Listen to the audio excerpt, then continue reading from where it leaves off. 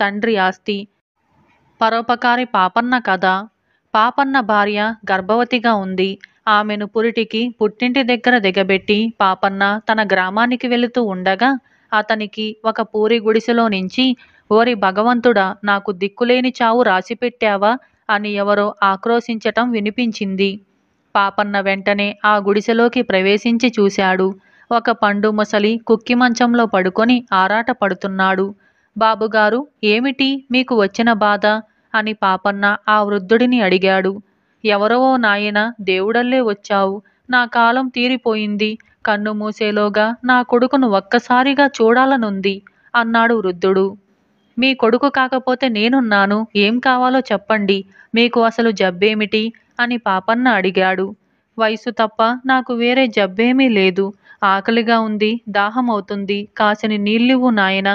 చచ్చిపోతున్నానని విచారమేమీ లేదు, కానీ నా కొడుకును ఒక్కసారి చూడాలి, అది ముఖ్యం అన్నాడు వృద్ధుడు ఆయాసపడుతూ. పాపన్న గుడిసె అంతా కలియజూశాడు. ఎక్కడా చుక్క నీరు లేదు. తినటానికి మొదలే లేదు. అతను చప్పున గ్రామంలోకి వెళ్ళి 4 ఇళ్లల్లోనూ అడిగి వృద్ధుడికింత భోజనము, కుండతో నీరు తెచ్చాడు. ఆ తిండి తిని నీరు తాగి వృద్ధుడు కొంచెం తేరుకున్నాడు. నాయనా, ఈ జన్మలో కాకపోతేనేం, ఏ జన్మలోనో నాకు కొడుకువే అయి ఉంటావు. నా కొడుకును కూడా తీసుకువచ్చావా? నీకు జన్మజన్మలకు రుణపడి ఉంటాను. నా కొడుకు ఫలానా గ్రామంలో ఉన్నాడు. వాడి పేరు గౌతముడు. నేనీ గ్రామంలో ఉన్నానని, ఇంకో వారం 10 రోజుల కంటే బ్రతకనని, చచ్చేలోగా వాణ్ణి ఒకసారి తప్పకుండా చూడాలని కోరుతున్నానని చెప్పి ఎలాగైనా తీసుకురావాలి అన్నాడు వృద్ధుడు. పాపన్న ఆ వృద్ధుడికి 2 రోజుల పాటు సరిపోయే తిండి, నీరు ఏర్పాటు చేసి ఆ చెప్పిన గ్రామానికి వెళ్ళాడు. అక్కడ అతనికి గౌతముడు దొరికాడు. మీ తండ్రి గారు ఫలానా గ్రామంలో అవసాన దశలో ఉన్నారు. చూసే దిక్కులేదు. భిక్షమెత్తుకొని జీవిస్తున్నాడు. ఇప్పుడు మంచాన పడి మిమ్మల్ని చూడాలంటున్నారు. మీరు వచ్చి ఆయన్ను ఈ 4 రోజులు కనిపెట్టి ఉండి మీ కర్తవ్యం మీరు నెరవేర్చండి అని పాపన్న గౌతముడికి చెప్పాడు. గౌతముడు ఈ మాటలు విని చేదరించుకొని, చిచ్చి, ఆ బిచ్చగాడెవడో నా తండ్రి అంటావేమిటి? నా తండ్రి ఏనాడో పోయి ఉంటాడు. ఆయన కనిపించకుండా పోయి 30 ఏళ్ళయింది అని అన్నాడు. కాని పాపన్న అతన్ని వదలక రావలసిందని నిర్బంధించాడు. 4 కూడారు. వారిలో ఒక పెద్ద మనిషి, వెళ్ళి చూసి రాకూడదటయ్యా. ఒకవేళ మీ తండ్రి ఇంతకాలము బ్రతికే ఉన్నాడేమో. ఈ పెద్ద మనిషి ఈ వార్త చెప్పటానికి నిన్ను వెతుక్కుంటూ వస్తే మొండితనం చేస్తావేమిటి అని గౌతముణ్ణి మందలించాడు. గౌతముడు అయిష్టంగా వెంకన్న వెంట బయలుదేరి వృద్ధుడున్న చోటికి వచ్చాడు. కుక్కి మంచంలో పడి ఉన్న ముసలి తొక్కును, ఆ పూరి గుడిసెను చూసి గౌతముడు చాలా అవమానం చెంది, ఈ ముసలివాడ నా తండ్రి, నన్ను నలుగురిలో అవమానం చెయ్యటానికేనా రాను మొర్ర అంటున్నా వెంట పెట్టుకొచ్చావు అని వెనక్కు తిరిగాడు. ఒరే నాయనా గౌతమ, నేనేరా నీ తండ్రిని, రారా, ఒక్క మాట చెప్పాలిరా అని వృద్ధుడు కేకలు పెట్టాడు. కాని గౌతముడు వినిపించుకోకుండా వెళ్ళిపోయాడు. కేకలు పెట్టిన ఆయాసంలో లేచిన ముసలివాడు కాస్త మళ్ళీ వెనక్కు పడిపోయాడు. పాపన్న ఆయనకు ఉపచారాలు చేస్తూ ఆ గుడిసెలోనే ఉండిపోయాడు. ఆ సమయంలో వృద్ధుడు పాపన్నకు తన కథ అంతా చెప్పాడు. ఇప్పుడు నా కొడుకు ఉన్న గ్రామంలోనే నేను ఒకప్పుడు గౌరవంగా బ్రతికిన వాణ్ణి. గౌతముడు నాకొక్కడే కొడుకు. అందుచేత వాణ్ణి ఎంతో గారాబంగా పెంచి పెద్ద చేసి పెళ్లి చేశాను. భార్య కాపురానికి రాగానే వాళ్లకు నేనంటే కంటకమైంది. ఇద్దరూ కలిసి నన్ను అనరాని మాటలని బయటికి తరిమేశారు. నేను దూరదేశం వెళ్ళి ఒక జమీందారు గారి దగ్గర కొలువుకు కుదిరి పనిచేస్తూ పొట్ట పోసుకుంటూ చాలా ఏళ్ళు గడిపాను. తరువాత జమీందారు గారు చనిపోతూ నాకు ఒక బిందెలో 1000 బంగారు కాసులు పోసి ఇచ్చారు. దానితో నేనీ ఊరు వచ్చి ఈ ఇంటి పెరడులో ఆ బిందెను పాతిపెట్టి భిక్షాటనతో పొట్ట పోసుకుంటూ వచ్చాను. జరిగిన దానికి నా కొడుకు పశ్చాత్తాపపడి నన్ను ఆదరిస్తాడని, అప్పుడు వాడికా బంగారు కాసులు ఇచ్చేద్దామని కలలు గన్నాను. వాడు నన్ను ఒక్కసారి నోరారా నాన్న అని పిలిచి ఉంటే ఆ బంగారమంతా వాడికిచ్చి ఉందును. కాని వాడికది ప్రాప్తం లేదు. ఈ జన్మకు కూడా నీవే నా కొడుకువు. అందుచేత ఆ బిందె నువ్వే తీసుకో. నేను కళ్ళు ముయ్యగానే ఆ బంగారంలో కొంత నాకు ఉత్తర క్రియలకు ఖర్చుపెట్టి మిగిలినది నీవే ఉంచుకో. ఆయన చెప్పిన గుర్తులను బట్టి పాపన్న పెరట్లో తవ్వించి బిందెను పైకి తీయించాడు. తరువాత 2 రోజులకు వృద్ధుడు కన్ను మూశాడు. పాపన్న ఆయనకు శాస్త్రోక్తంగా ఉత్తరక్రియలు జరిపించాడు. ఈలోపుగా ఈ బంగారం వార్త అన్ని గ్రామాలకు కార్చిచ్చులాగా వ్యాపించింది. ఎవరో బిచ్చగాడు 1000 బంగారు కాసులు దాచి ఉంచి దారే పోయేవాడికిచ్చేశాడన్న వార్త గౌతముడి దాకా వెళ్ళింది. అప్పుడు అతను భార్యతో సహా బయలుదేరి వచ్చేసరికి పాపన్న 10వ రోజు సమారాధన చేస్తున్నాడు. చుట్టుపక్కల గ్రామాల నుంచి ఎందరో బ్రాహ్మణులు వచ్చి భోజనాలు చేశారు. ఒక్కొక్కరికి ఒక్కొక్క బంగారు కాసుని తాంబూలంలో పెట్టి ఇస్తున్నాడు పాపన్న. పాపన్న గౌతముణ్ణి అతని భార్యను చూసి, మీరిప్పుడొచ్చారా, ముందు భోజనం చెయ్యండి అని అన్నాడు. భోజనం పెట్టించి వారికి తాంబూలాలు ఇచ్చాడు. గౌతముడు పాపన్నతో, నేను ఇక్కడి నుంచి వెళ్ళిపోయిన తరువాత ఆ ముసలివాడు నా తండ్రేనని రూఢీగా తెలిసింది. ఆయన బంగారు కాసుల బిందె ఏదో దాచాడట. ఏది కొడుకును కనుక అది నాకు చెందవలసి ఉంటుంది కదా అని అన్నాడు. మీకిద్దరికి తాంబూలాలలో బంగారు కాసులున్నాయేమో చూసుకోండి. ఇదిగో ఆ బిందె అంటూ పాపన్న ఖాళీ బిందె తెచ్చి గౌతముడి ఎదుట పెట్టాడు. పాపన్న చేయించిన సమారాధన గురించి, భోజనాలు చేసిన వారందరికీ తాంబూలాలతో ఒక్కొక్క బంగారు కాసు దక్షిణ ఇవ్వటం గురించి 10 మంది ఘనంగా చెప్పుకుంటున్న మాటలు విని, తన తండ్రి దాచి ఉంచిన బంగారు కాసులన్నీ ఏమయ్యాయో, బిందె ఎందుకు ఖాళీ అయిందో గౌతముడు అర్థం చేసుకున్నాడు. ఇలా తండ్రి ఆస్తి అనే ఈ కథ సమాప్తమైంది. అలాగే మరొక కథ కష్టానికే ఫలితం. ఈ కథను రాసిన వారు జి. రుక్మిణీదేవి. ఇక కథలోకి వెళ్దాం. పుష్పవంతమనే నగరానికి వర్ణకేశుడు అనే మహారాజు ఉండేవాడు. ఆయనకు తరచుగా ఒక కల రావటం జరిగింది. ఆ కలలో అతనికి ఒక నాగకన్య కనిపించింది. నా కోసం మీ నగరపు సముద్ర తీరాన వెతుకు అని చెప్పి చిరునవ్వు నవ్వి అదృశ్యమయ్యేది. ఇలా మళ్ళీ మళ్ళీ కలల్లో కనిపించటంతో రాజకుమారుడికి ఆ నాగకన్యనే పెళ్లాడాలన్న కోరిక గాఢంగా కలిగింది. అందుచేత అతను 1కి 2 సార్లు తమ నగరానికి సమీపంలో గల సముద్ర తీరం వెంబడి అటునుంచి ఇటు తిరిగి వచ్చాడు. కాని నాగకన్య అతనికి కనిపించలేదు. అందుచేత అతను తన అంతరంగికులను తన కల గురించి చెప్పి సముద్ర తీరాన నాగకన్యను వెతికి తీసుకురమ్మని చెప్పాడు. వాళ్ళు ఎంతో శ్రమపడి సముద్ర తీరమంతా వెతికి కావలి కాసి నాగకన్యను తీసుకురావటానికి ప్రయత్నించారు. కాని నాగకన్య జాడ తెలుసుకోలేకపోయారు. అప్పుడు వర్ణకేతుడు ఒక చాటింపు వేయిస్తూ సముద్ర తీరాన వెతికి నాగకన్యను తెచ్చిన వారికి 1000 బంగారు కాసులు ఇస్తానని అన్నాడు. ధనాశతో ఎన్నో వేల మంది సముద్రం ఒడ్డు వెంబడి తెగ తిరిగారు. కొందరు సాధ్యమైనంత వరకు సముద్రంలోకి ఈదుకుంటూ కూడా వెళ్ళారు. కాని ఎవరు నాగకన్యను చూడలేదు. రాజుగారి మంత్రులు రాజకుమారుడితో, నీకెందుకో భ్రమ, ఆ కల కూడా అన్ని కలల్లాగే ఒక భ్రమ. ఆ నాగకన్య నిజం కాదు. అనవసరంగా శ్రమపడటం దేనికి అని అన్నారు. ఆలోచించి చూడగా రాజకుమారుడికి కూడా వాళ్ళు చెప్పేది నిజమేనేమో అని అనిపించింది. నాగకన్య కోసం వెతకటానికి వచ్చిన వారిలో సంగముడు అనే కదిక పేద యువకుడు ఉన్నాడు. మిగిలిన వాళ్ళంతా తమ ప్రయత్నం మానుకున్నా సంగముడు తన ప్రయత్నం మానలేదు. నాగకన్య ఎవరికీ కనపడకపోవటానికి కారణం, వాళ్ళంతా ఆమె కోసం చూశారు కాని ఆమె కోసం వెతకలేదు. వెతికితే గాని ఆమె కనిపించదు. అంతేకాదు ఆమె ఏ రూపంలో ఉండేది ఎవరికీ తెలియదు. సంగముడు బంగారు కాసుల కోసం నాగకన్యను దీక్షతో వెతకటానికి నిశ్చయించాడు. అతడు సముద్ర తీరానే సంచారం చేస్తూ ఇసుకలో కనిపించే ప్రతి ఎండ్రకాయను, ఇతర పురుగులను చూసి, నువ్వు నాగకన్యవు కావు కదా అని అడుగుతూ వచ్చాడు. ఇసుకలో ఏదైనా వస్తువు కనిపిస్తే అది ఒకవేళ నాగకన్య ఏమోనని పైకి తీసి జాగ్రత్తగా చూసేవాడు. సంగముడు ఇలా దీక్షగా సముద్ర తీరాన వెతుకుతూ ఉండగా అతనికి ఇసుకలో సగం కూరుకుపోయి మెరుస్తూ ఏదో కనిపించింది. సంగముడు దాన్ని పైకి తీశాడు. అది ఒక ఉంగరం. బాగా మట్టి పట్టి ఉన్నది. దాన్ని కడుగుదామని వాడు నీటికేసి వెళ్ళాడు. కాని వాడికి నీరు అందక వెనక్కుపోయింది. వాడు మరి 2 అడుగులు ముందుకు వేశాడు. సముద్రపు నీరు 2 అడుగులు వెనక్కుపోయింది. సంగముడు అమిత ఆశ్చర్యపడుతూ అలాగే ముందుకు వెళ్ళాడు. నీరు వాడికి దారి ఇస్తూ ఎంతో దూరం తీసుకుపోయింది. అకస్మాత్తుగా వాడికి, వచ్చాడు వచ్చాడు, మణిప్రవాలి, నీ భర్త వచ్చాడు అన్న కేకలు వినిపించాయి. వాడు తల ఎత్తి చూసి తాను ఒక తోట మధ్య ఉన్నట్టుగా తెలుసుకున్నాడు. ఆ తోటలో ఒక మందిరమున్నది.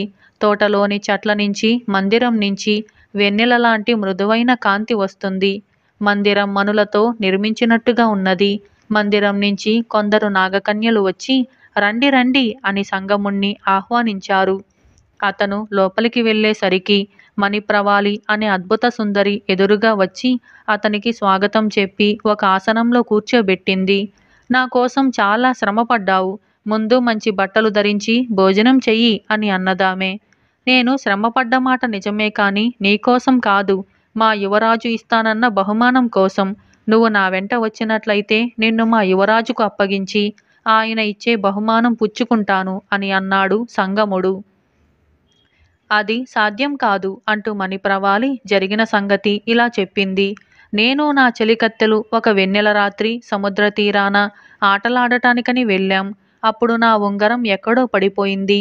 కన్య ధరించిన ఉంగరం ఏ పురుషుడి చేతికి వస్తే ఆ పురుషుడే ఆమె భర్త అని మా నియమం. మా కన్యలు తాము పెళ్లాడగోరిన వాడి చేతిలో తమ ఉంగరం పెట్టి స్వయంవరం చేస్తారు.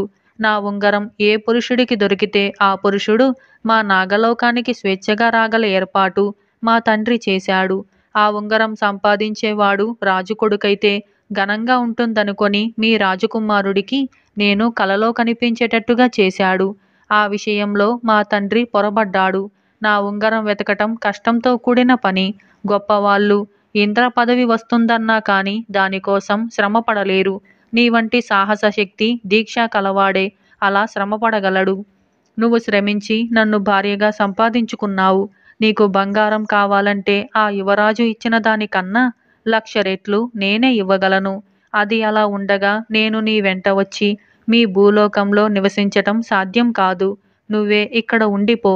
అందుకు సంగముడు సంతోషంగా ఒప్పుకొని మణిప్రవాలిని పెళ్లాడి నాగలోకంలోనే ఉండిపోయాడు. పుష్పదంతంలో వర్ణకేతుడికి నాగకన్య మళ్ళీ కలలో కనిపించలేదు. అతను త్వరలోనే ఆమెను మరిచిపోయి వేరొక రాజకన్యను పెళ్లాడి అతను కూడా సుఖంగానే ఉన్నాడు. ఇలా కష్టానికే ఫలితం అనే ఈ కథ సమాప్తమైంది.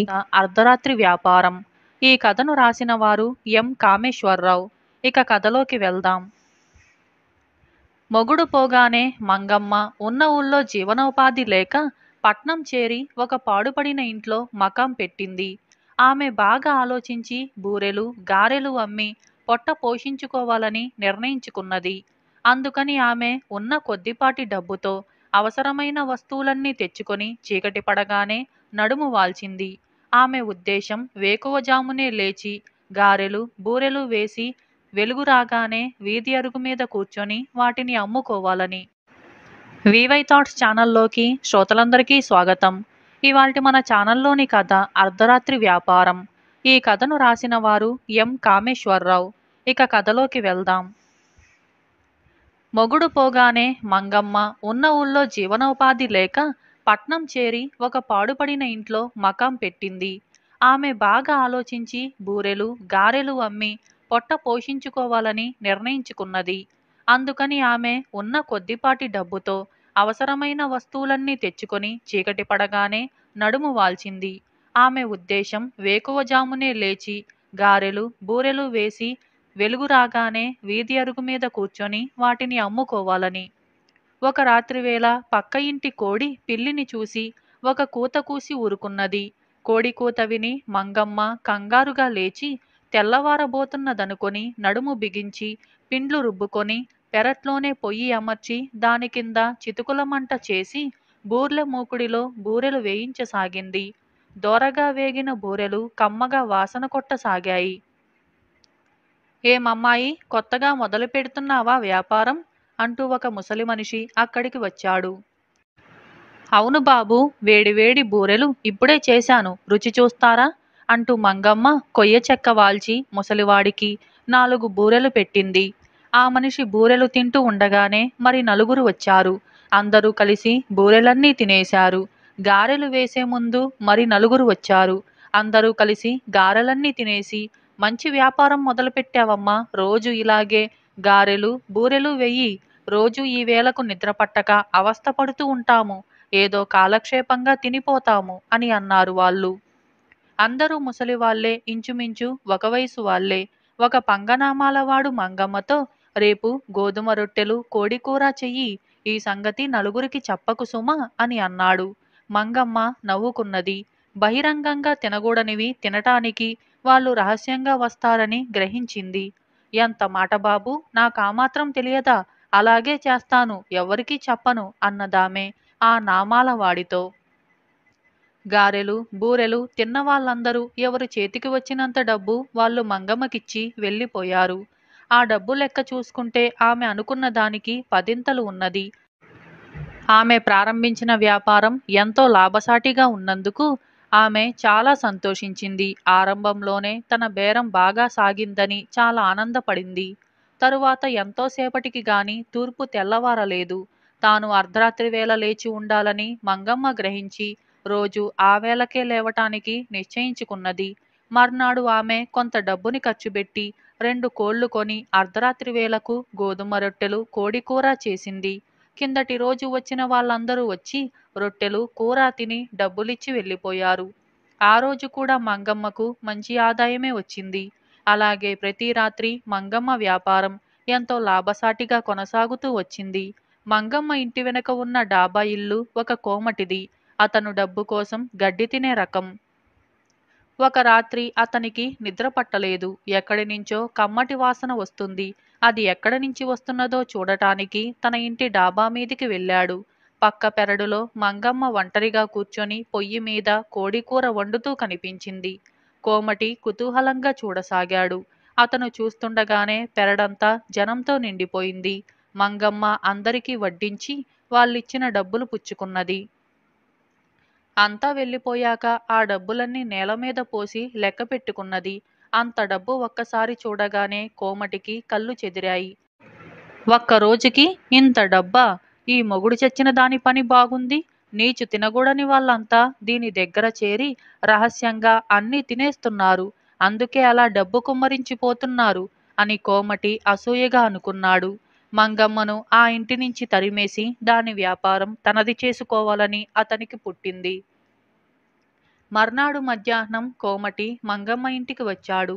వంటింట్లో కొంగుపరుచుకొని పడుకొని ఉన్న మంగమ్మ కోమటిని చూసి లేచి కూర్చున్నది.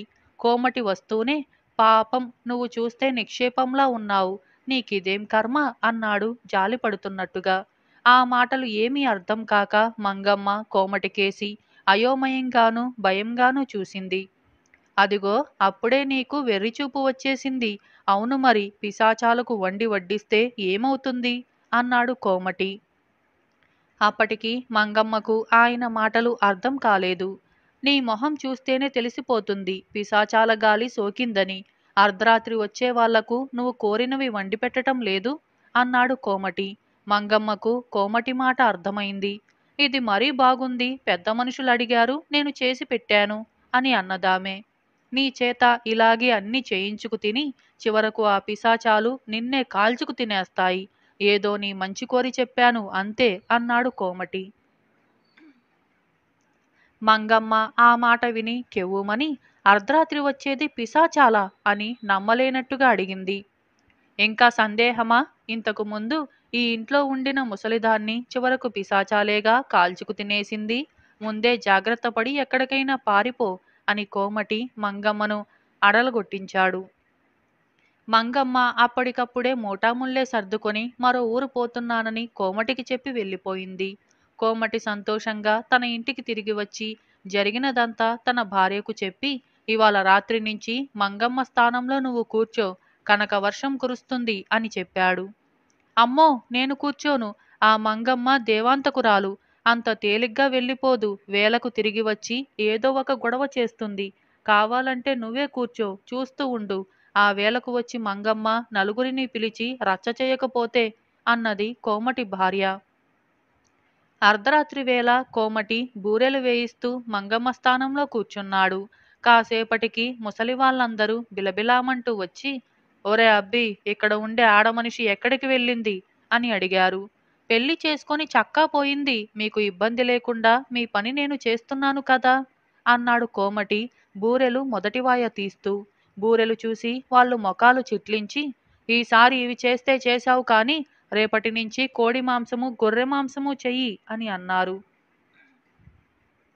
పెళ్ళాం చెప్పినట్టుగా మంగమ్మ ఎక్కడ వస్తుందో అని భయపడుతున్న కోమటి, ముందు డబ్బిచ్చి మరీ తినండి, లేకపోతే చీకటి చాటున మోసం చేసిపోయిన దిక్కులేదు అని వాళ్లతో అన్నాడు. ఆ మాటలు వినగానే ముసలివాళ్ల కళ్ళ చింతనిప్పుల్లాగా మెరిశాయి. కుర్రపీనుగా, డబ్బిస్తే కాని మమ్మల్ని తిననియ్యవుగా? ఎంత ధైర్యం? చచ్చినట్టుగా మేము అడిగినవన్నీ చేసిపెట్టు, లేకపోతే నిన్ను ముక్కలు ముక్కలుగా నరికి నీ పొయ్యిలోనే కాల్చుకు తినేస్తాం. తప్పించుకోవాలని చూసినా నిన్ను వదలం అని కోమటి చేసినవన్నీ తినేసి అంతా ఒక్కసారిగా మాయమయ్యారు. కోమటి అది మొదలు ఆదాయం చిల్లి గవ్వలేకుండా అర్ధరాత్రి వ్యాపారం చేస్తూనే ఉన్నాడు. మంగమ్మ తిరిగి రావాలని 1000 దేవుళ్లకు మొక్కుకుంటున్నాడు. కాని ఆమె తిరిగి రాదు. ఇలా అర్ధరాత్రి వ్యాపారం అనే ఈ కథ సమాప్తమైంది. అలాగే మరొక కథ చద్దన్నం. ఈ కథ రాసిన వారు కాపుగంటి లక్ష్మీ పర్వతవర్ధిని. ఇక కథలోకి వెళ్దాం. పూర్వం ఒక దేశంలో ఒక రాజు ఉండేవాడు. ఆయన గొప్ప దాతగా పేరు పొంది ప్రజల కష్టసుఖాలను శ్రద్ధగా విచారిస్తూ పరిపాలించేవాడు. అప్పుడప్పుడు మారువేషంలో తిరుగుతూ రాజ్యంలోని ప్రజల పరిస్థితులు ఎలా ఉన్నది స్వయంగా గమనించేవాడు. ఆ దేశంలో ఒక ధనవంతుడు ఉండేవాడు. అతను వట్టి స్వార్థపరుడు. ఎంత కష్టంలో ఉన్నవారికి కూడా చిన్న మెత్తు ఉపకారం చేసేవాడు కాదు. అతని వద్ద దాన ధర్మాల ప్రసక్తి రావటానికే వీల్లేదు. అతని భార్య మటుకు దయాహృదయం కలది. భర్త ఇంట లేనప్పుడు ఏ బిచ్చగాడు వచ్చినా అంతో ఇంతో ఇచ్చి పంపించేసేది. ఒకరోజు ధనికుడు పుట్టినరోజు. అతని భార్య ఆ రోజు మంచి మంచి వంటకాలు చేసి భర్తకు వడ్డించింది. అతను వాటిని సంతోషంగా ఆరగిస్తూ ఉండగా ఒక బిచ్చగాడు వచ్చి ఆకలితో చచ్చిపోతున్నానని బయట నుంచి కేకలు పెట్టాడు. ధనికుడు వాడి కేకలు విని కూడా పట్టించుకోలేదు. అరచి అరచి వాడే పోతాడులే అని అనుకున్నాడు.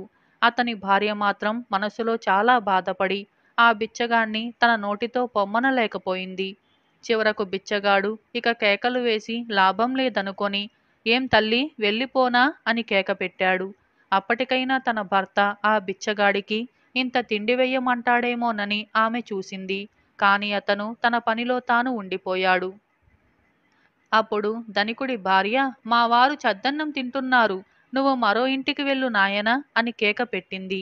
ఈ జరిగినదంతా మారువేషంతో వీధిలో నిలబడి ఉండిన రాజు గమనించాడు. ధనికుడు వేడివేడి అన్నం పంచభక్ష పరమన్నాలతో ఆరగిస్తూ ఉండటం ఆయన చూశాడు. అతని భార్య మాత్రం బిచ్చగాడితో, ఇప్పుడు కాదు పో అని చెప్పక తన భర్త చద్ది అన్నం తింటున్నాడని ఎందుకు అబద్ధం ఆడిందో ఎంత ఆలోచించినా ఆయనకు అర్థం కాలేదు. మర్నాడు రాజుగారు రాజభటులను పంపించి ధనికుడి ఇంటికి వెళ్ళి ధనికుడి భార్యను రాజుగారు రమ్మన్నారని చెప్పి ఆమెను వెంటబెట్టుకొని వచ్చారు. తన భార్య ఏమి ద్రోహం చేసిందోనని బాధపడుతూ భయపడుతూ ధనికుడు కూడా ఆస్థానానికి వెళ్ళాడు.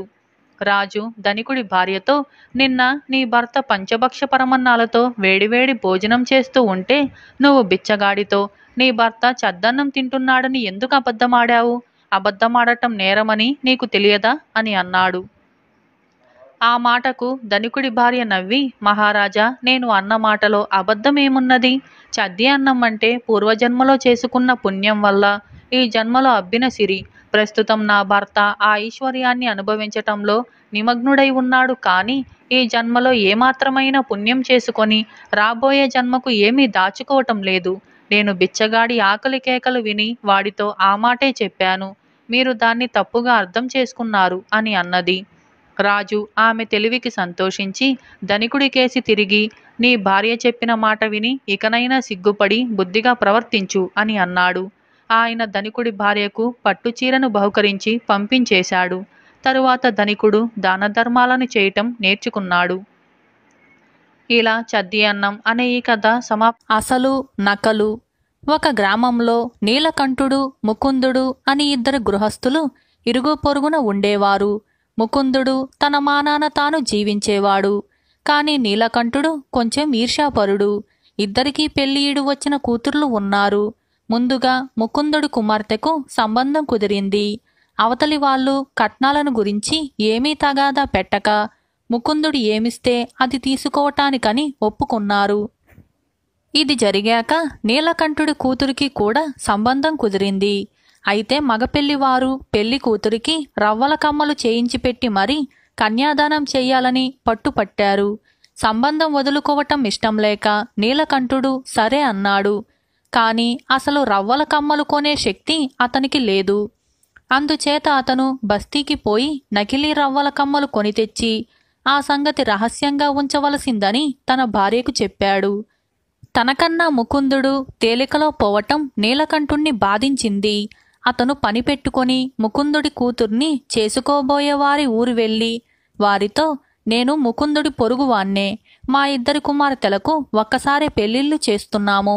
నేను నా కుమార్తెకు రవ్వల కమ్మలు పెట్టి పెళ్లి చేయబోతున్నాను. మీరు కోరి ఉన్నట్లయితే ముకుందుడు కూడా తన కుమార్తెకు రవ్వల కమ్మలు పెట్టి పెళ్లి చేయగలవాడే అని అన్నాడు. ఆ మాట నమ్మి ముకుందుడి కుమార్తెను చేసుకోబోతున్న వాళ్ళు నిశ్చితార్థం నాటికి పిల్లకు రవ్వల కమ్మలు కొనమని ముకుందుడికి తమ మనిషి ద్వారా కబురు చేశారు. ఈ మాట వినగానే ముకుందుడి గుండెలో రాయి పడింది. అసలు రవ్వల కమ్మలు కొనే శక్తి అతనికి లేదు. అందుచేత అతను కూడా బస్తీకి పోయి నకిలీ రవ్వల కమ్మలు కొన్నాడు. ఇది జరిగేలోపుగా నీలకంఠుడి భార్య తన కుమార్తె పెళ్లి నిశ్చయమైనట్లు తన అన్నకు రాస్తూ తన భర్త నకిలీ రవ్వల కమ్మలు కొన్నాడని, ఆ సంగతి బయటపడితే తన కూతురు కాపురం చెడుతుందని తెలిపింది. నీలకంఠుని బావమరిది అసలు రవ్వల కమ్మలే పంపాడు. అయితే ఈ సంగతి తన భర్తకు చెప్పక నీలకంఠుని భార్య నకిలీ రవ్వల కమ్మలను రహస్యంగా దాచింది. ఎందుకంటే నీలకంఠుడికి అతని బావమరిదికి ఏదో కారణం వల్ల చాలా కాలంగా మాటల్లేవు. తన ప్రయత్నం ఫలితంగా ముకుందుడు కూడా రవ్వల కమ్మలు కొన్నాడని వినగానే అవి అసలు రవ్వల కమ్మలు అయి ఉంటాయని, వాటిని ఎలాగైనా కాజేయాలని నీలకంఠుడికి దుర్బుద్ధి పుట్టింది. అతను తన ఇంట ఉన్న కమ్మలు రహస్యంగా పట్టుకొని ముకుందుడి ఇంటికి వెళ్ళి, నువ్వు రవ్వల కమ్మలు కొన్నావట, ఏవి చూపించు, నేను కూడా అలాంటివే కొంటాను అని అన్నాడు. ముకుందుడు తాను కొన్న నకిలీ రవ్వల కమ్మలు తెచ్చి చూపాడు. వాటిని చూస్తూ నీలకంఠుడు దగ్గు తెచ్చుకొని తాగటానికి నీరు కావాలని సైగ చేశాడు. ముకుందుడు లోపలికి వెళ్ళి నీరు తెచ్చే లోపల నీలకంఠుడు తన కమ్మలు ముకుందుడి కమ్మలకు మార్చేసి నీరు తాగి తన ఇంటికి వచ్చేశాడు. తాను తెచ్చుకున్నవి నకిలీ రవ్వల కమ్మలని, తాను ఉంచినవి అసలు రవ్వల కమ్మలని అతనికి తెలియదు. నిశ్చితార్థానికి వస్తూ నీలకంఠుడి వియ్యాల వారు కమసాలిని వెంట తెచ్చి పెళ్లి కూతురికి కొన్న రవ్వల కమ్మలను పరీక్ష చేయించారు. కమసాలి వాటిని చూసి అవి నకిలీ రవ్వలని అన్నాడు. నీలకంఠుడు కంగారు పడి, ముకుందుడు కొన్న రవ్వల కమ్మల లాంటివే నేను కొన్నాను, కావాలంటే వాటిని పరీక్షించండి అని అన్నాడు. ముకుందుడి వద్ద ఉన్న రవ్వల కమ్మలు చూసి కంసాలి అవి అసలు రవ్వలని చెప్పాడు. నీలకంఠుడి వియ్యాల వారికి చాలా కోపం వచ్చింది. వాళ్ళు సంబంధం మానుకునే ధోరణిలో ఉండగా ముకుందుడు వారితో, మీరు తొందరపడకండి, నేను కొన్నవి నకిలీ రవ్వల కమ్మలే, ఏదో పొరపాటు జరిగి కమ్మలు మారి ఉంటాయి, నీలకంఠుడివే అసలు రవ్వల కమ్మలు అని అన్నాడు. పెళ్లివారు తృప్తిపడి నిశ్చితార్థం చేసుకున్నారు. ముకుందుడి వియ్యాలవారు కూడా ముకుందుడితో పేచీ పడలేదు. మీరు రవ్వల కమ్మలు కొనమని అన్నారు, అసలు రవ్వల కమ్మలు కొనే శక్తి నాకు లేదు, అందుకని నకిలీవి కొన్నాను అని ముకుందుడు చెబితే వాళ్ళు తృప్తిపడ్డారు. ఇద్దరు ఆడపిల్లల పెళ్లిళ్ళు సలక్షణంగా జరిగిపోయాయి. అటు తరువాత నీలకంఠుడు ముకుందుణ్ణి చూసి ఈర్ష్యపడలేదు. ఇద్దరు స్నేహితుల్లాగా జీవించారు. మరొక మంచి కథ న్యాయపాలన. పూర్వం ఒక సుల్తాను తన ప్రజలను ఎంతో న్యాయంగా పరిపాలించేవాడు. తన దేశంలో ఎంత హీనులకు ఎలాంటి అన్యాయం జరిగినా వారికి న్యాయం చేకూర్చనిదే నిద్రపోయేవాడు కాదు. ఒకసారి సుల్తాన్ దర్బార్లోకి ఒక మనిషి చేతిలో సంచి ఒకటి పట్టుకొని వచ్చి ఒక పక్కగా నిలబడ్డాడు. సుల్తాన్ ఆ మనిషిని చూసి, నీకేదో కష్టం కలిగినట్లుంది, ఏమైనా చెప్పుకోదలిచావా అని అడిగాడు. ప్రభు, నేనొక వ్యాపారిని, మీ పరిపాలనలో నాకు తీరని మోసం జరిగింది అని అన్నాడు ఆ మనిషి. ఏం జరిగిందో చెప్పు, నీకు జరిగిన అన్యాయాన్ని నేను సరిచేస్తాను అని అన్నాడు సుల్తాన్. వ్యాపారి తనకు జరిగిన మోసం గురించి సుల్తానుకు చెప్పాడు. ఆ వ్యాపారి ప్రయాణం మీద పోతూ తన కష్టార్జితమైన 2000 అష్రఫీలు ఆ సంచిలో పెట్టి ఆ నగరంలోని కాజీగారి వద్ద ఉంచాడు. దారిలో దొంగలు దోస్తారని వ్యాపారి భయపడి అలా చేశాడు. కాని అతను తిరిగి వచ్చి చూస్తే కాజీగారే సంచిలో అఫ్రషీలకు బదులు రాగి ముక్కలు పెట్టారు. సంచి తిరిగి పుచ్చుకునేటప్పుడు దాన్ని సరిగ్గా చూసుకోలేదా అని సుల్తాను వ్యాపారిని అడిగాడు. ప్రభు, ఆ సంచి నేనిచ్చిందే. నేను ఇంటికి వచ్చి ముద్ర ఊడదీసి చూసేదాకా అందులో డబ్బు పోయిందని, దానికి మారుగా రాగి ముక్కలు వచ్చాయని తెలియనే లేదు అని అన్నాడు వ్యాపారి. అయితే సంచిలో కంతలుగాని చిరుగులుగాని ఉన్నాయేమో ముందుగా చూసుకున్నావా అని సుల్తాను మళ్ళీ అడిగాడు. అలాంటివేమీ లేవు, వేసిన ముద్ర వేసినట్లే ఉన్నది కూడా.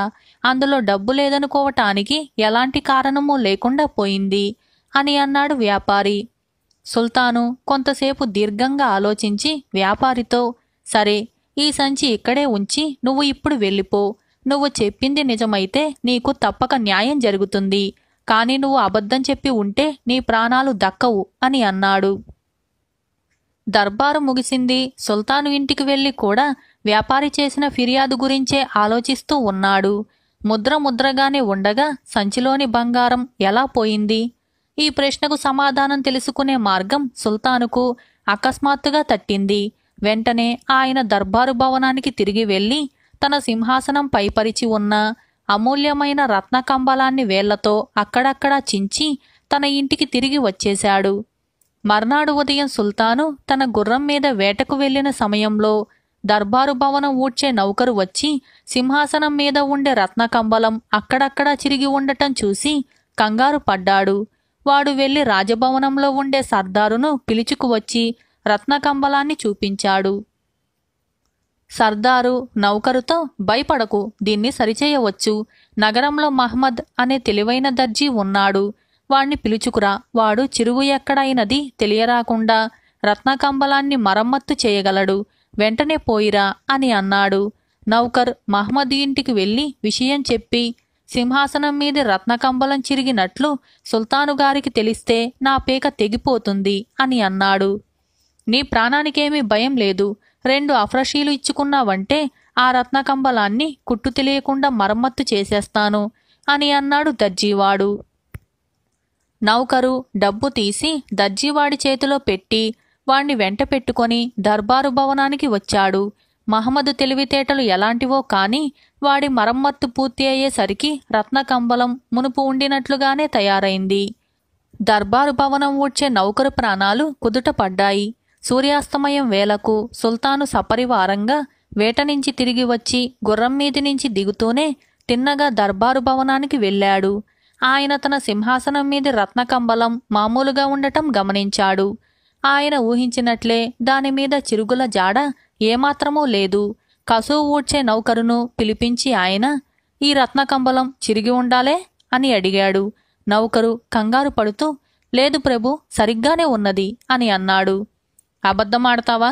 నేనే ఆ కంబలాన్ని స్వయంగా చించాను. నిజం చెప్పు, దీన్ని మరమ్మత్తు చేసింది ఎవరు అని అడిగారు సుల్తాను మండిపడుతూ. నౌకరు వణికిపోతూ మహ్మద్ చేసిన మరమ్మత్తు గురించి బయట పెట్టాడు. సుల్తాను మహ్మద్ను రప్పించి వాడికి వ్యాపారి తాలూకు సంచిని చూపి, ఈ సంచిని ఎక్కడైనా చూశావా అని అడిగాడు. మహ్మద్ సంచిని అటూ ఇటూ తిప్పి చూసి, చూశాను ప్రభు, మన నగరంలో ఉండే కాజీగారు నా చేత దీన్ని మరమ్మత్తు చేయించారు అని అన్నాడు. సుల్తాను దర్జీవాణ్ణి పంపేసి కాజీని పిలిపించి, ఇలాంటి అవమానకరమైన పనులు చేయటానికి నీకు సిగ్గులేదా? నువ్వు అవమానం పాలు కావటమే కాక నీ కీర్తిని, దేశప్రతిష్టను కూడా మంటగలిపావే అని అన్నాడు. ప్రభు, నేనెన్నడూ అలాంటి పనులు చెయ్యను. గిట్టని వాళ్ళు ఎవరో నన్ను గురించి తమకు అబద్ధాలు చెప్పి ఉంటారు అని అన్నాడు కాజీ.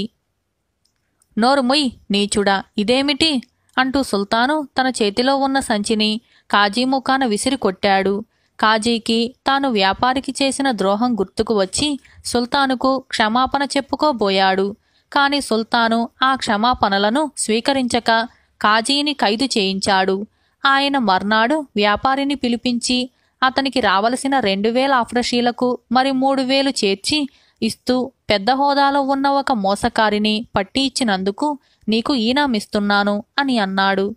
ఈ విధంగా న్యాయపాలన అనే ఈ కథ సమాప్తమైంది. చల్లని పంతం. పెద్దమ్మ, చిన్నమ్మ, అక్క చెల్లెళ్ళు చిన్నమ్మకు ఎందరో భక్తులు, పెద్దమ్మను ఎవరూ కొలవరు, ఎవరూ పూజించరు. అందుకని పెద్దమ్మకు చెల్లెలంటే అసూయ.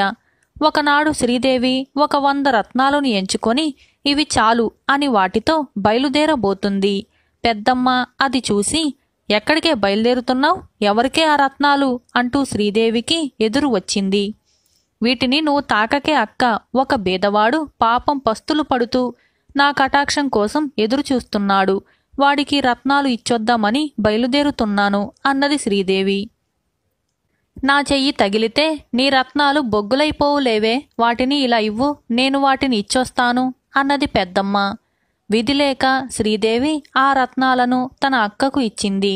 పెద్దమ్మ వాటిని ఒక లావుపాటి చేతికర్రలో నింపి శ్రీదేవి చెప్పిన సీనప్ప అనేవాడి ఇంటికి వచ్చింది. సీనప్ప తెల్లవారి లేస్తూనే తన తలగడకు చేరబెట్టి ఒక చేతికర్ర ఉండటం చూసి ఆశ్చర్యపడ్డాడు. చేతికర్ర అవసరం ఇంకా నాకు కలగలేదే అనుకుంటూ సీనప్ప ఆ కర్ర తీసుకొని చెరువుకు వెళ్ళాడు. దారిలో ఎరిగిన కుర్రవాడొకడు కనిపించి, ఇలాంటి చేతికర్ర ఎక్కడ దొరుకుతుందండి? మా తాత చేతికర్ర కొనుక్కు రమ్మని నాకు పావలా ఇచ్చాడు అని అన్నాడు.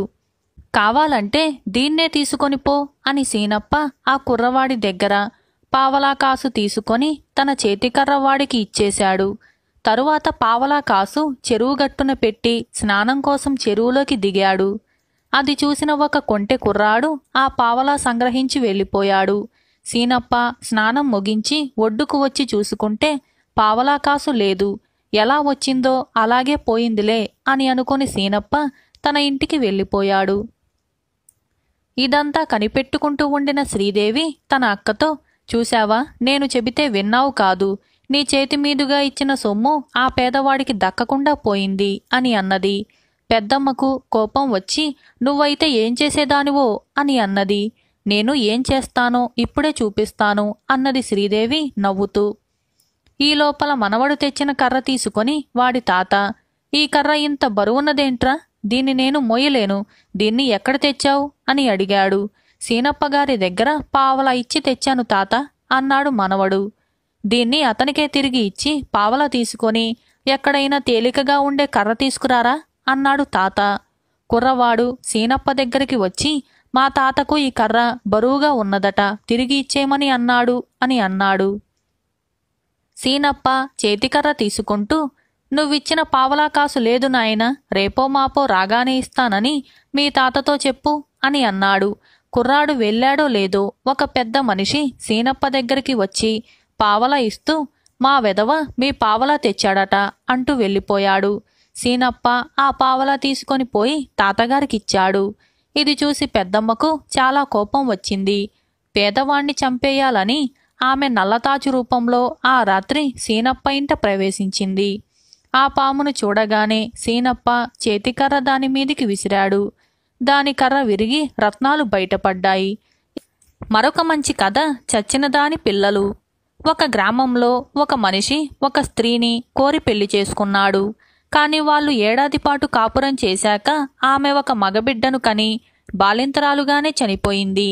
ఆమెను పెట్టెలో పెట్టి పాతేసినాక ఆమె తల్లివైపు వాళ్ళు ఆ బిడ్డను సాకుతామని అన్నారు. కాని పిల్లవాడి తండ్రి అందుకు ఒప్పుకోకుండా తన బిడ్డను తానే పెంచుతానని పట్టుబట్టాడు. పిల్లవాడి సంరక్షణకు ఒక ముసలిదాన్ని తెచ్చుకొని తన ఇంటనే ఉంచుకున్నాడు. ఇంట ముసలిది, బిడ్డ, వాడి తండ్రి మాత్రమే ఉండేవారు. రాత్రిపూట ముసలిది పిల్లవాణ్ణి తొట్టెకు దగ్గరలోనే పడుకొని అహోరాత్రులు వాణ్ణి కనిపెట్టుకుని ఉండేది.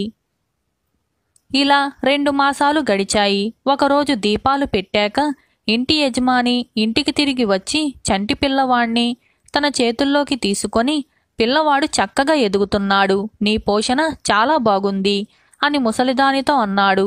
దానికా ముసల్ది, అసలు జరుగుతున్న సంగతి నీకేం తెలుసు? నన్ను నువ్వు తెచ్చిన దగ్గర నుంచి రోజూ చూస్తున్నాను. ప్రతి రాత్రి వాడి తల్లి వచ్చి అలమారిలో నుంచి ఆహారం తీసుకొని తిని పాలు తాగి తొట్టెలో నుంచి పిల్లవాణ్ణి తీసుకొని వాడికి పాలిచ్చి ఒళ్ళంతా తుడిచి బట్టలు మార్చి పిల్లవాణ్ణి ముద్దు పెట్టుకొని తొట్టెలో పడుకోబెట్టి వెళ్తుంది. ప్రతి రాత్రి ఆమెను చూస్తూనే ఉన్నాను, కాని పలకరించటం లేదు అని అన్నది. నాకీ సంగతి మాట మాత్రం తెలిస్తే ఆమెను వెళ్ళిపోనివ్వకపోదును, కనీసం ఉంచేయటానికి ప్రయత్నం చేసి ఉందును అని అన్నాడు యజమాని. ఇప్పుడేం మించిపోయింది, ఇవాళ రాత్రి మేలుకొని ఉండు, ఆమె వచ్చినప్పుడు దగ్గుతాను అని అన్నది ముసల్ది. ఆ రాత్రి అతను తన గదిలో మేలుకొనే పడుకున్నాడు. బాగా పొద్దుపోయాక తలుపు తోసిన చప్పుడు వినిపించింది. తరువాత చచ్చిపోయిన మనిషి లోపలికి వచ్చి తొట్టెలో పిల్లవాణ్ణి ముద్దు పెట్టుకొని అలమారు వద్దకు వెళ్ళి ఉడికించి ఉంచిన ఉర్లగడ్డలు, పాలు తీసి వాటిని తిని తాగింది. తరువాత ఆమె చలిమంటను ఎగదోసి చలితో బాధపడుతున్న దానిలాగా చేతులు కాచుకొని తొట్టె వద్దకు వచ్చి పిల్లవాణ్ణి ఎత్తుకొని వాడికి పాలిచ్చి వాడి ఒళ్ళంతా శుభ్రం చేసి పక్కబట్టలు మార్చింది. తరువాత ఆమె నిలబడి తన భర్త ఉన్న పడక గదికేసి చూసి నిట్టూర్చింది. ఆ సమయంలో ముసలిది దగ్గింది. చచ్చిపోయిన మనిషి వెళ్ళిపోయింది. మేలుకొని ఉన్నావా అని అడిగింది ముసలిది. మేలుకొని ఉన్నాను అంటూ యజమాని తన గదిలో నుంచి యువతలకి వచ్చాడు. ఆమెను చూశావా అని ముసల్ది అడిగింది. చూశాను, కాని దగ్గరకు వెళ్ళటానికి భయం వేసింది అని అన్నాడతను. తెల్లవారిన దాకా అతనికి నిద్ర రాలేదు. తెల్లవారగానే అతను అత్తవారింటికి వెళ్ళాడు. అతని అత్తమామలు, 3 బావమరుదులు పిల్లవాడి యోగక్షేమాలు అడిగారు. అతను వాళ్లతో రోజూ తన ఇంట రాత్రివేళ జరుగుతున్న కథంతా చెప్పాడు. నిన్న రాత్రి నేనామెను కల్లారా చూశాను. ఆమె వెళ్ళిపోకుండా ఆపుదామని అనుకున్నాను, కాని భయంతో చెయ్యి కాలు ఆడలేదు అని అన్నాడతను. ఎంత పొరపాటు చేశావు, నేనక్కడ ఉంటే దాన్ని వెళ్ళిపోనివ్వకపోదును అన్నాడు అతని పెద్ద బావమరిది. అయితే నా వెంటరా, ఈ రాత్రి వచ్చినప్పుడు మీ చెల్లెల్ని పట్టుకుందుగాని అని అన్నాడు చచ్చిపోయిన దాని భర్త. ఇద్దరూ కలిసి చచ్చిపోయిన దాని భర్త ఇంటికి వచ్చారు. ఆ రాత్రి పెందలాడే వాళ్ళు పడకగది చేరి చచ్చిపోయిన దాని రాక కోసం ఎదురుచూడసాగారు. మామూలు వేళకే ఆమె తలుపు తోసుకొని లోపలికి వచ్చి చలిమంట వద్ద చేతులు వెచ్చపెట్టుకొని అలమారులో నుంచి తీసుకొని ఆహారం తిని పాలు తాగి తొట్టె నుంచి బిడ్డను తీసుకొని వాడికి పాలిచ్చి వాణ్ణి శుభ్రం చేసి పక్కబట్టలు మార్చి పడుకోబెట్టి తన భర్త గదికేసి చూసి నిట్టూర్చి బయటికి వెళ్ళిపోయింది. మీరు నిద్రపోతున్నారా అని ముసల్ది కేక పెట్టింది. ఇద్దరూ గదిలో నుంచి బయటికి వచ్చారు.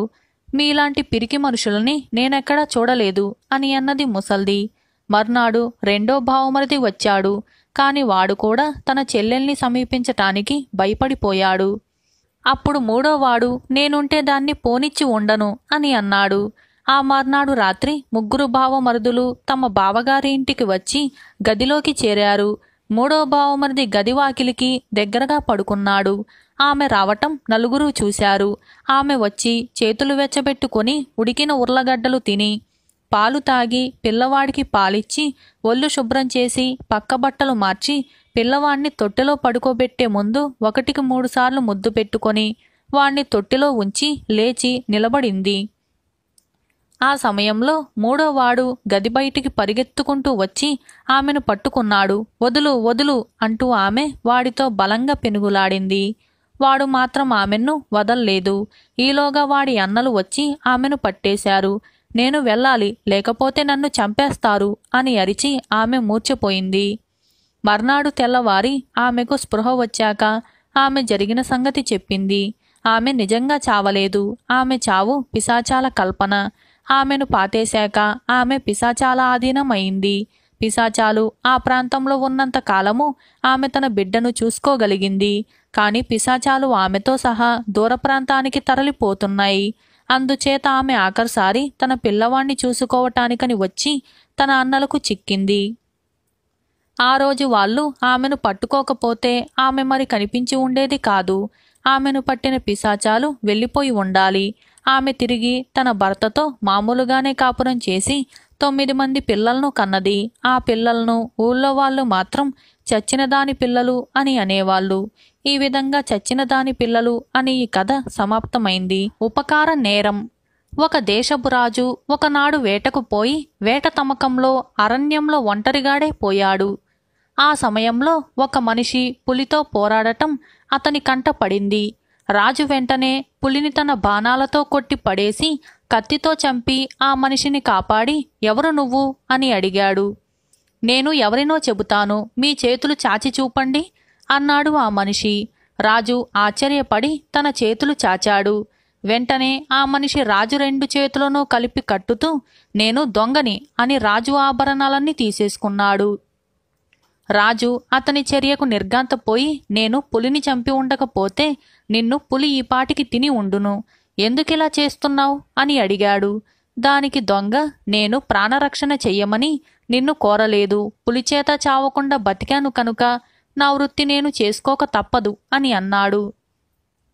అతను రాజు ఒంటి మీద ఉన్న నగలన్నీ ఒలవటం పూర్తి చేసి అరణ్యంలో ఎటో వెళ్ళిపోయాడు. తరువాత రాజు పరివారం రాజును వెతుక్కుంటూ వచ్చి చేతికట్లు విప్పింది. రాజు తన నగరానికి తిరిగి వెళ్ళి, ఇక నుంచి ఈ రాజ్యంలో పరోపకారం నేరంగా భావించబడి తీవ్రంగా శిక్షించబడుతుంది అని దేశమంతటా చాటింపు వేయించాడు.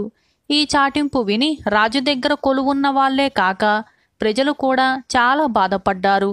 రాజు శాసనం చేసి ఊరుకోక పరోపకారం చేసే వారిని పట్టుకోవటానికి చారులను నియమించాడు. వాళ్ళు కొంతమందిని పట్టుకొని వచ్చారు. రాజు వాళ్లను విచారించి కారాగృహంలో పెట్టించాడు. ఇదంతా భరించలేక మంత్రి రాజుగారి అవివేకాన్ని అరికట్టటానికి ఒక ఉపాయం ఆలోచించాడు. రాజుగారికి ఈ విపరీత బుద్ధి కలిగించిన దొంగ విచ్చలవిడిగా బాటసారులను కొల్లగొడుతున్నాడని మంత్రికి తెలియవచ్చింది. అందుచేత మంత్రి మారువేషం వేసుకొని కొంత డబ్బు వెంట తీసుకొని అరణ్యం ప్రవేశించాడు. ఆయన ఊహించినట్లే దొంగ ఆయన్ను వటకాయించి డబ్బు లాగేసుకున్నాడు. ఈ రాజు దగ్గర కొలువు చేయలేక దేశాంతరం పోదామని బయలుదేరితే నాకు నువ్వెక్కడ దాపరించావురా బాబు అన్నాడు మంత్రి.